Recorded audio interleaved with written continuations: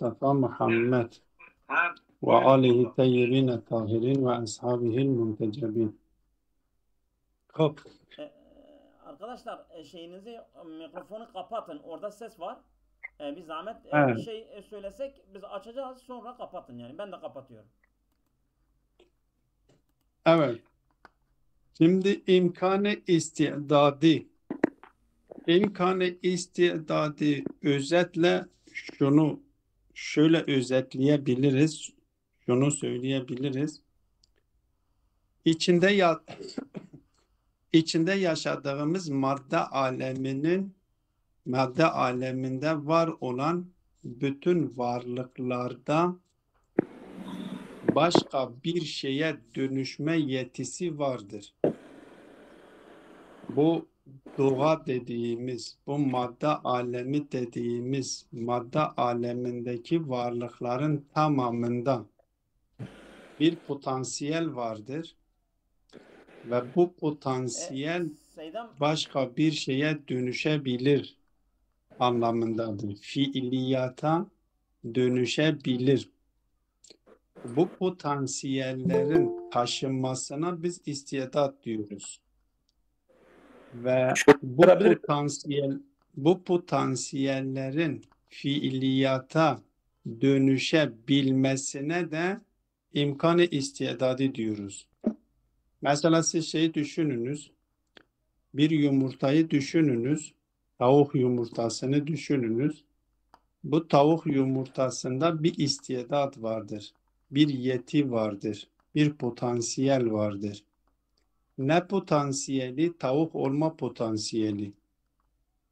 O kendisinin taşımış olduğu o potansiyelin, o yetinin kendisine istidat diyoruz. Kabiliyet diyoruz.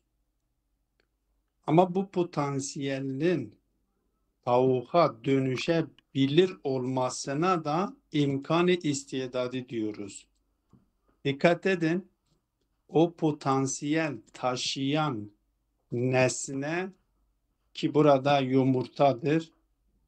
Bu nesneyi alıp dönüşebileceği, fiiliyata geçebileceği şeyle mukayese ediyoruz. Nedir? Tavuktur. Yani burada hem şimdi fiiliyet bulmuş, mevcut olan bir nesneyi dikkate alıyoruz ve bu dikkate aldığımız nesnede bir potansiyelin var olduğunu ve bu potansiyelin neye dönüştüğünü de biliyoruz. Biz bu potansiyeli o bileceğini dikkate almaksızın düşündüğümüz zaman, tasavvur ettiğimiz zaman diyoruz ki istidattır, yetidir. Ama bu potansiyeli o müste'iddün lehu. Bak, müsta'id vardır, müste'iddün lehu vardır. Müsta'id nedir? Yumurtanın kendisidir. Müstaiddun lehu nedir? Tavuktur. Bu yumurtadaki bir istidat var. Bir yeti var. Biz bunu tek başına düşündüğümüz zaman diyoruz ki potansiyel taşıyor. Ve bu potansiyeli, bu müsta'id olanını müsta'iddun lehu, yani o dönüşebileceği şey, fiiliyata geçeceği şey ki tavuktur, onunla mukayese ettiğimiz zaman biz buna diyoruz ki imkanı istidadı, yani yumurta tavuğa dönüşebiliyor. Bütün madde aleminde var olan varlıkların tamamında. Ve burada dikkat edilmesi gereken nokta şudur. O müstaiddün lehu dışındaki şeye dönüşememesidir. Yani eğer mümkündür ki bir tane nesne olsun, bir varlık olmuş olsun, bir madde aleminde bir varlık olmuş olsun, birkaç tane potansiyel taşımış olsun. Ama her halükarda taşımış olduğu potansiyellerden bir tanesine dönüşebilir, diğerine dönüşemiyor. Birinin tolunda olursa, birbirinin dikeyinde, tolunda olursa dönüşebilir. Mesela farz edin, nutfeyi göz önünde bulunduralım. Nutfe alakaya dönüşüyor. Öyleyse nutfede alaka potansiyeli vardır. Mudgaya dönüşüyor. Mudga potansiyeli vardır. Ete dönüşüyor, kemiğe dönüşüyor. O nutfenin kemiğe dönüşme potansiyeli vardır. Ve sonunda insana dönüşmesi. Birçok potansiyel burada söz konusudur. Ama bu potansiyeller birbirinin dikeyindedir, birbirinin tolundadır. Nutfe ilk birinci merhalede alakaya dönüşüyor. İkinci merhalede mudgaya dönüşüyor. İkinci merhalede mudgaya dönüşüyor. Ondan sonra kemik ve kemiği kapatmış olan ete dönüşüyor. Ondan sonra enşe'nahu halkan aher diyor. Ruhu kabul ediyor. Ruh kendisine üfürülüyor ve kendisi insana dönüşmüş oluyor. Burada birkaç tane potansiyel söz konusudur ve birbirinin dikeyindedir. Merhale merhale gidiyor. Ama farz edelim bir potansiyel bir şeyi düşünelim. Mesela bizim düşünelim. Bu çocukların oynadığı hamuru düşünelim. Bu hamur hem at suretine dönüştürülebilir. Yani atın suretini kendisine verebiliriz. Hem devenin suretini kendisine verebiliriz. Hem mesela diyelim ki başka bir kap, bir zarf, bir bardak, bir şeye yani başka bir nesneye dönüştürebiliriz. Çünkü hamurdur. Bu hamur her şekle dönüşebilir. Biz bu hamuru bir şekle dönüştürdükten sonra diğer şekli alması mümkün değildir. O diğer şekli alabilmesi için o şeklinden çıkartmamız gerekiyor. Buna da birbirinin erzinde olan potansiyeller deniliyor.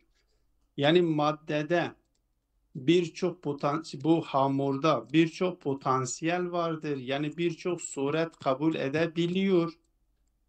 Ama bu suretlerin hepsi birbirinin erzindedir. Birbirinin enindedir.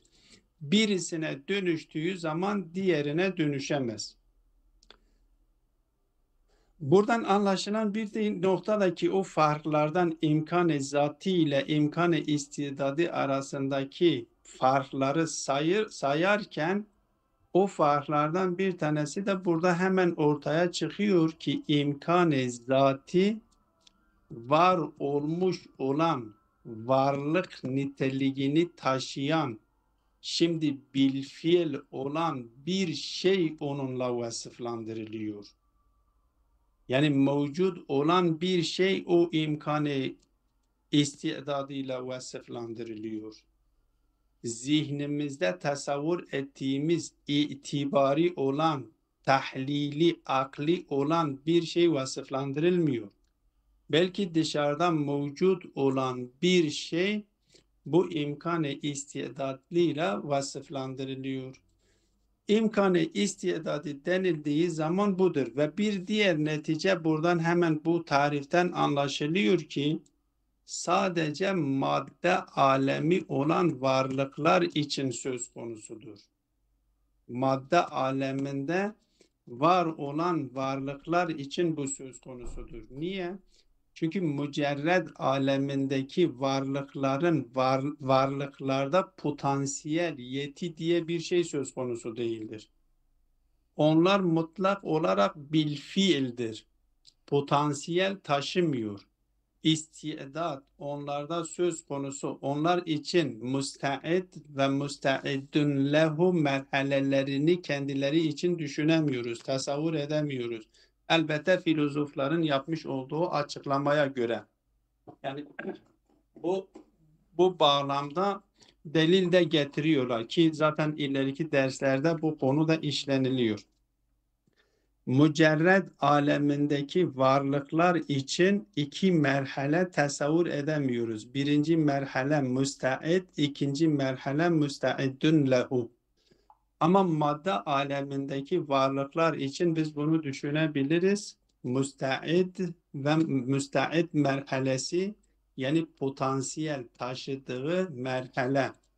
Nutfeye işaret ettim, hamura işaret ettim, ya yumurtaya işaret ettim. Bütün varlıklar, siz buğday tanesini alın, ceviz alın, bu varlık alemindeki hepsi, madde alemindeki varlıkların tamamı istidat taşıyorlar. Başka bir şeye dönüşme yetisi kendilerinde vardır. Biz bu yetiye istidat diyoruz ve bu yetiyi taşıdığı için kendisine müsta'id, yani hazırdır. Başka bir şeye dönüşmeye hazır. Ve müsta'iddün lehu, neye hazır ise ona dönüşmesi, ne olabiliyor? O müsta'iddün lehu, mesela yumurta tavuğa dönüşebiliyor. Öyleyse biz yumurtanın o müsta'iddün lehu'ya dönüşebilmesine de ne diyoruz? İmkanı istidadı diyoruz. Bu tarifidir. Ve ikisinin arasında imkan-ı istidadı ile imkan-ı zati arasındaki farklılıklar 3-4 tane fark zikredilmiştir. Onları şimdi ibare üzerinden okuyalım, vakit geçmesin. Bugün bu ibareyi bitirelim. Ve thanihima el imkanul istidadiyye. Bu iki tane imkanlardan bir tanesi de imkan-ı istidadidir. Çünkü 4 tane imkan zikredilmişti. Ve ondan sonra kendisi dedi ki وَقَدْ يُسْتَعْمَلُ الْاِمْكَانُ فِي مَعْنَيَيْنِ آخَرَيْنِ. İki tane manada da kullanılır, diğer iki manada da kullanılabilir. Onlardan bir tanesi el-imkanul vuku'i, imkan-ı vuku'idir ki onu konuşmuştuk. Şimdi ikincisi imkan-ı istidadidir. Ve thanihima el-imkanul istidadiyyi ve huve kema zekeruhu. Diyor ki zikrettikleri gibi, yani felsefeciler ve mantıkçıların zikrettiği gibi nefsül istidadi zaten. Yani bu imkanı istidadi zati itibariyle nedir? Diyor ki istidadır, istidadın kendisidir. O potansiyelin kendisidir. Ama bu potansiyel başka bir şeye, yani müstaidun lehu'ya dönüşebildiği için imkanı istidadı diyor. Ve nefsül istidadi zaten ve gayruhu i'tibaren, ama nefsül istidadi zaten istidadın kendisidir. Ve gayruhu i'tibaren, ama itibar gayr istidadın dışındadır. İstidadın kendisi dışındadır. Bunu itibaren nedir? Yani zihni olarak kendimiz o müstaiddun lehu'yu düşünüyoruz. Müstaiddun lehu'yu düşündüğümüz zaman diyoruz ki ve gayruhu, yani istidadın dışındadır. Bu zikrettiğimiz örneği düşünelim. Yumurtayı düşündüğümüz zaman yumurtadaki mesela nedir? Tavuk. Tavuğun kendisi orada istidadın kendisidir. Yani tavuk olma istidadı. Öyleyse itibari olarak tavuktur. Dışarıda tavuk olarak gerçekleşmemiştir. Zihnimde o dönüşebileceği şeyi tasavvur ettiğim zaman itibari deniliyor. Zihinde olduğu için itibari deniliyor. Öyleyse nefsül istidadı zaten gayruhu itibaren. Öyleyse itibari olarak o istidadın kendisi değildir. Başkasıdır ki nedir? Tavuktur. Fe inne tehayyü'eş şey'i li'en yasire şey'en ahar. Niye diyor itibaren şeydir? Çünkü diyor ki burada bir hazırlamadır. Fe inne tehayyü'eş şey'i li'en yasire şey'en ahar. Çünkü buradaki istidat nedir? Bir şeyin başka bir şeye dönüşmeye hazır olmasıdır. bir şeyin başka bir şeye dönüşmesine hazır olmasıdır. Dolayısıyla kendisine itibari olarak diyor ki onun dışındadır, istiadattan başkadır. Lehu nisbetun ila şey'il musta'iddi ve nisbetun ila şey'il musta'iddi lehu. Yani bu istidadı biz değerlendirdiğimiz zaman bir nispet vardır. Bu nispet de nedir? Bir nispetun ila şey'il musta'iddi ve nispetun ila şey'il musta'iddi lehu. Musta'id nedir? Yumurtadır. Niye müsta'id? Zaten müsta'id de teheyyü manası aynıdır. Yani hazırlanmış potansiyel olarak kendisinde bir potansiyel olmuş, hazırlanmış neye dönüşsün? Tavuğa dönüşsün. Tavuğa dönüşmeye hazırdır. İnsana alakaya dönüşmeye hazırdır. Yahut da o hamuru düşününüz, o çocukların oynadığı oyuncak hamuru dönüşünüz her surete hazırdır. فَبِالْاِعْتِبَارِ الْاَوَّلِ يُسَمَّ istidaden. O birinci istibar, birinci itibara göre yani nisbetu ila şey'il müsta'id. Biz o müsta'id şeye göre biz değerlendirdiğimiz zaman o itibara göre biz istidat diyoruz. Ve yakalun meselen en nutfetu laha istidadun en tesire insanen. Mesela nutfeyi düşünürüz. Biz nutfeyi dikkate alarak diyoruz ki nutfede bir istidat vardır ki bu istidat neyin istidadı? İnsana dönüşme istidadı vardır. Ve bil itibari thani ikinci itibara göre yani nisbetu ila şeyil musta'iddir lehu o musta'iddir lehu'ya olan nispete göre yusemma el imkanul istidadiyye yani o potansiyelin fiiliyata dönüşebilmesine de imkanı istidadı diyoruz. Ve yukalu el insanu yumkinu en yücede fin nutfe. İnsan nutfede bulunması yani nutfenin insana dönüşmesi mümkündür deniliyor. Dolayısıyla buna imkanı istidadı deniliyor. Hop. Vel farku beynehu ve beynel imkanı zatiyi. İmkanı zati denildiği zaman zaten imkanı hastır. O diğer imkanlar maksat değildir. İmkan-ı zati denildiği zaman ilk akla gelen imkan-ı zatidir. Ki selb-i zaruret en tarafeyni. İki taraftan selb-i zaruret yapıyor. Diyor ki imkan-ı zatiyle vel farku beynehu ve beynel imkan-ı zatiyyi ennel imkan-ı zatiyye kema seyeci'u İ'tibarun tahliliyun bir sonraki derste bunu açıklıyor. İmkan-ı zatinin bir sonraki fasılda bunu açıklıyor. Diyor ki gelecek ki ennel imkan-ı zatiye i'tibarun tahliliyun akliyun yelhaqul mahiyetel me'khudete min haythu hiye. Biz zihnimizde bir mahiyeti tasavvur etmişiz. Bakın mahiyetin kendisi itibaridir. Asaletül vücuda göre mahiyetin kendisi itibaridir. Yani zihinseldir. Dışarıda mahiyet diye bir şey söz konusu değildir. Dışarıda her ne varsa vücuttur. Mahiyetin kendisi zihindedir. Mahiyetin kendisi zihinde olduğu için, itibari olduğu için bu imkan-ı zati de itibaridir ve zihindedir ve itibari olan bir şey itibari olan bir şey için vasıf olabilir. Dışarıda itibari olan bir şeyin dışarıdaki hakikat itibari olan bir şeyi hakiki olan bir şeyle vasıflandırmak imkansızdır. Mahiyetler itibaridir, tahlilidir. Kendi zihnimizde onları tasavvur ediyoruz. Zihnimizde tasavvur ettiğimiz bir şeyi dışarıda var olan bir vasıfla vasıflandıramayız. Hakikate sahip olan bir vasıfla vasıflandıramayız. Vasıflandırdığımız vasıf da itibari oluyor. Onun için diyor ki bu imkan-ı zati itibariyun, tahliliyun, akliyun yani zihnimizde itibar etmişiz. Zihnimizde tahlil ederek, aklen tahlil ederek elde etmişiz. Yelhaku el mahiyetel me'khudete min haythu hiye ve bu zihnimizde yine tasavvur ettiğimiz bir mahiyete mulhak oluyor. Yani bir mahiyet onunla vasıflandırılıyor. İnsan mahiyeti zaten ne vücut kendisi için zorunludur, ne adam kendisi için zorunludur.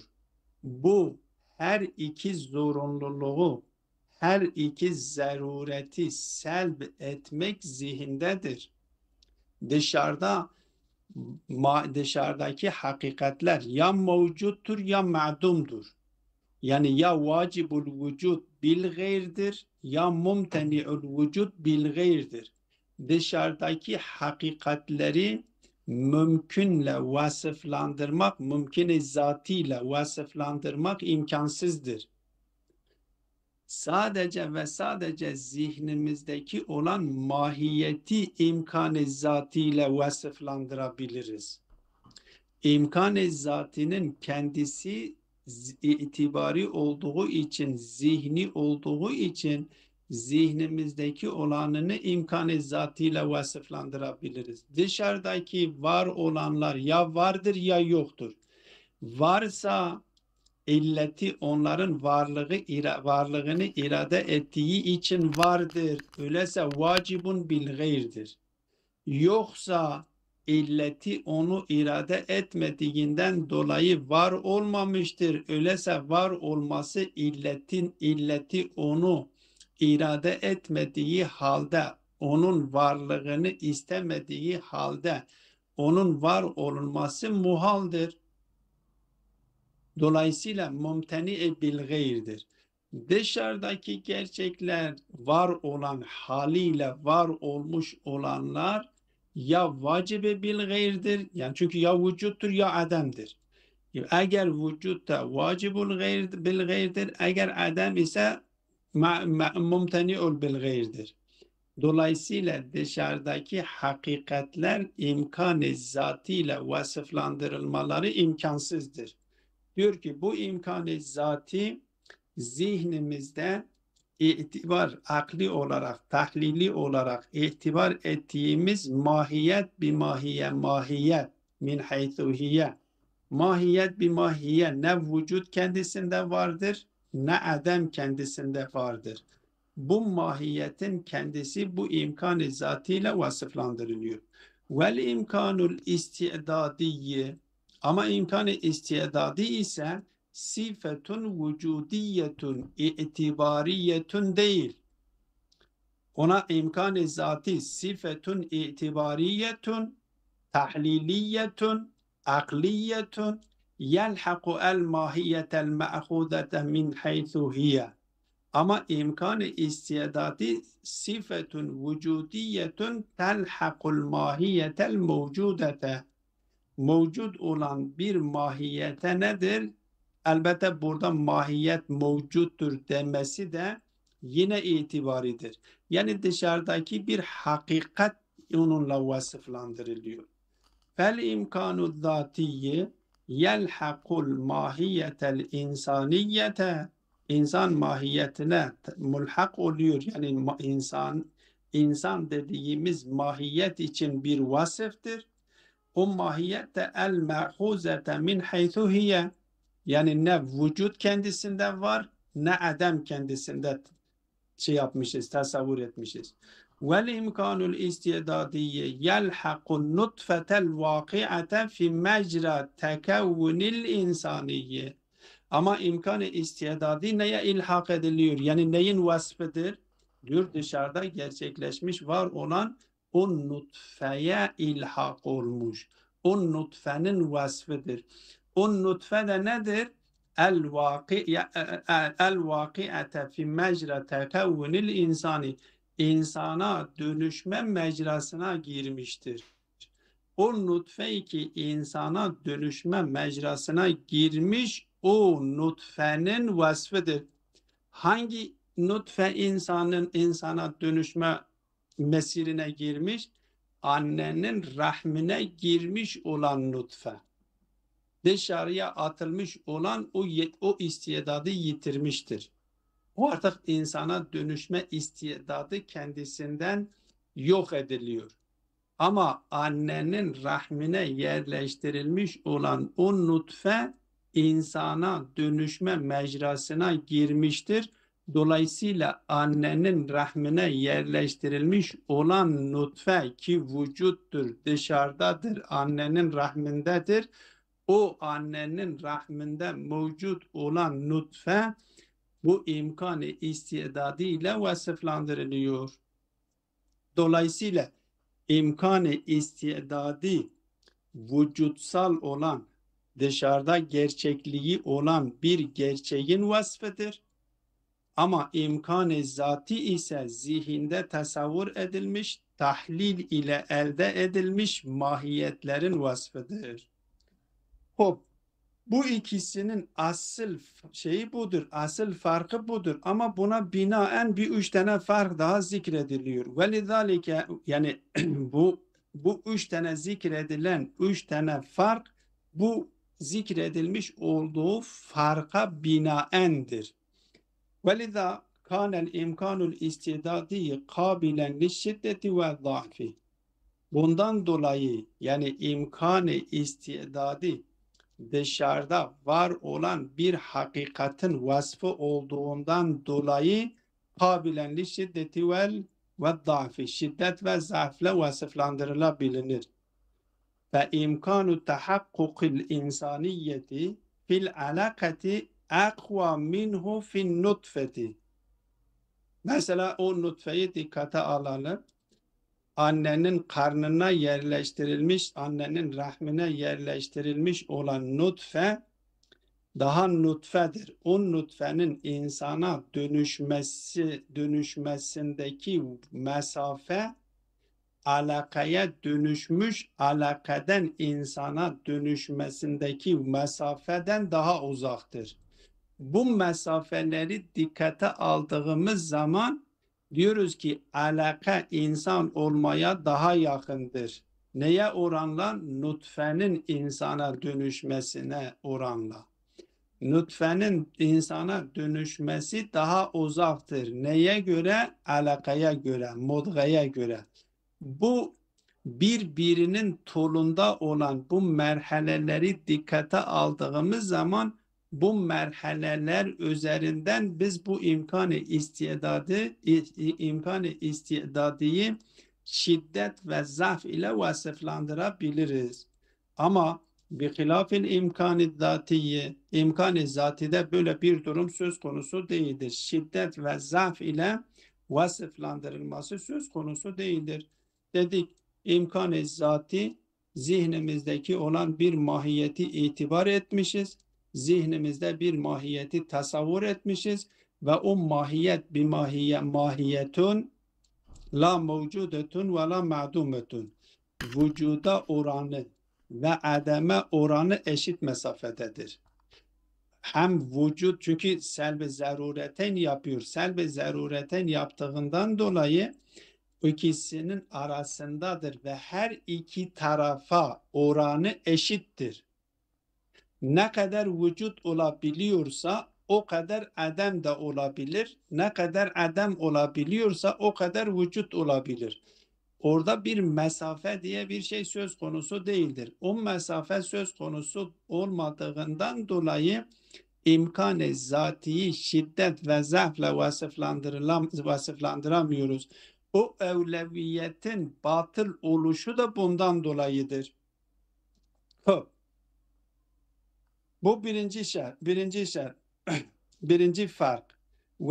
Evet diyor. Bihilafil imkanı zatiyi fela şiddete ve la za'fe fi velidha eyden kanel imkanul istidadi yakbelu ez-zevala anil mümkün fe innel istidade yazulu ba'de tahakkukil müsta'iddi lehu bil fiil. Diyor imkanı istidadı zaval bulabilir. Zail olabilir. Ama imkanı zati zail olamaz. Bihilafil imkanı zati zaval bulamıyor. İmkanı istidadının zaval bulmasındaki sebep nedir? Çünkü biz dedik istidattır. İmkanı istidadı da istidattır, potansiyeldir. Nutfenin alakaya dönüştükten sonra artık oradan nutfe diye söz konusu değildir. Yani o fiiliyete geçti. Alaka mudga insana dönüştükten sonra artık o istidadı, yani nutfenin insana dönüşme istidadı aradan gitti. Her ne kadar yeni istidatlar meydana geliyor ise de, çünkü insan şekillendikten sonra insan kötü nitelikleri de kendisi için kazanabilir ve iyi nitelikleri de kazanabilir. İnsanda hem kötülük nitelikler söz konusu olabilir, hem iyilik nitelikler söz konusu olabilir. Yeni istidatlar doğmuştur. Ama önceki istidat artık aradan gitti. Nutfe artık yok oldu. Alaka artık yok oldu. Mudga artık yok oldu. Öyleyse zeval buldu. Ama imkan-ı zati, hatta dışarıda kendisi imkan-ı zati biz dedik nedir? İmkan-ı hastır. İki tarafa da eşit mesafededir. Vücut buldu. Vücut ve ademe oranla eşit mesafededir. Farz edelim vücut buldu. O vücut bulmuş olan vücube bil gayrdir. Zatında o imkan yine yatıyor. Niye? Çünkü o imkan zatında olmamış olsaydı illeti tarafından tekrar yok edilmesi mümkün olmazdı. Eğer illeti tarafından var edilmiş, yani o imkan bir tarafa kaydırmış, vücut vermiş, vücut verdikten sonra eğer kendisinde imkan-ı zati de yok edilmiş olsaydı, illeti tarafından artık onun yok edilmesi imkansız olurdu. Oysa ki biz bakıyoruz ki kendisi imkansız değildir. İlleti tarafından kendisine verilmiş olan vücut tekrar alınabiliyor. Dolayısıyla imkan-ı zati hiçbir zaman yok edilmiyor. Ama imkan-ı istidadi fiiliyet olduktan sonra zeval buluyor.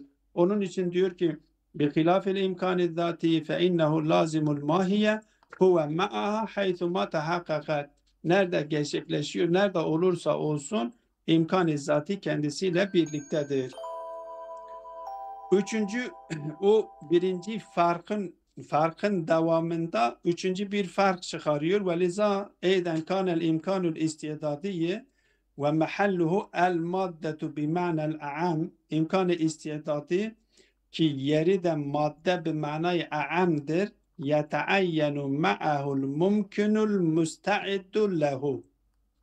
İmkan-ı istidadide elbette söylediğim o şey, bak dikkat edin, ya o istidat ya potansiyeller bir tanedir, ya potansiyeller yani o istidatlar ya bir tanedir ya birkaç tanedir.